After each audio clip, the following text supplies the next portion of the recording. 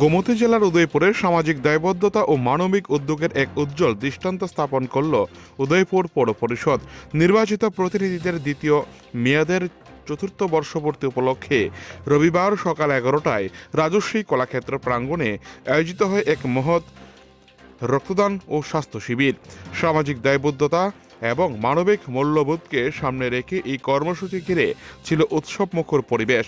অনুষ্ঠানের শুভ সূচনা হয় প্রদীপ প্রজ্বলনের মধ্য দিয়ে। উদ্বোধন করেন রাজ্যের অর্থ দপ্তরের মন্ত্রী প্রণজিৎ সিংহ রায়।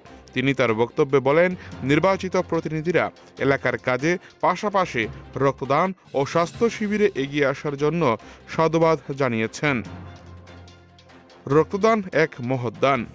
এটি শুধু একজন রোগীর জীবন রক্ষা করে না, সমাজে মানবতার বন্ধনকে আরও সুদৃঢ় করে। তিনি উদয়পুর পৌর পরিষদের এই উদ্যোগের ভবিষ্যতেও এই ধরনের জনকল্যাণমূলক কর্মসূচি অব্যাহত রাখার আহ্বান জানিয়েছেন রাজ্যের অর্থমন্ত্রী। সমগ্র অনুষ্ঠানটি এদিন ছিল শৃঙ্খলাবদ্ধ ও সুশৃঙ্খল। উপস্থিত অতিথিবৃন্দ রক্তদাতাদের উৎসাহিত করেন।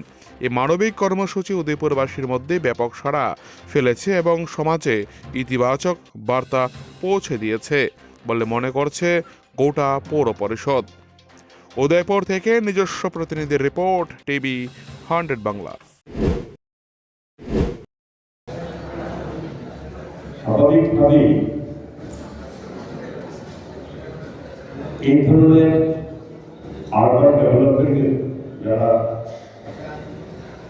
পৌর পরিষদ, নগর পঞ্চায়েত, পৌর পরিষদ বা যারা আমাদের আলোচনা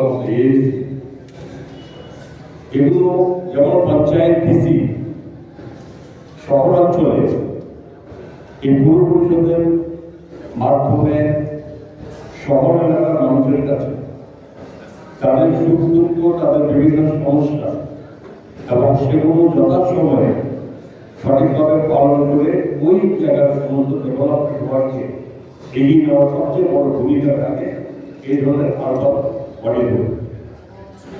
উদয়পুর পৌর পরিষদ জেলার চেয়ে দীর্ঘ পৌর পরিষদ।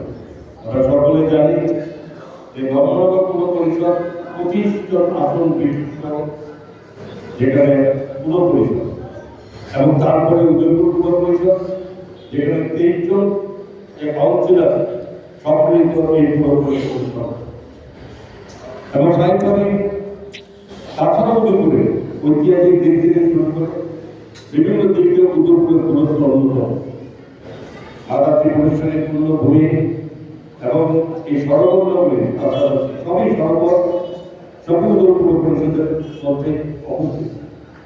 তো স্বাভাবিক এগুলোর ডেভেলপমেন্ট এবং যদি মানুষের কাছে আকর্ষণ বৃদ্ধি করে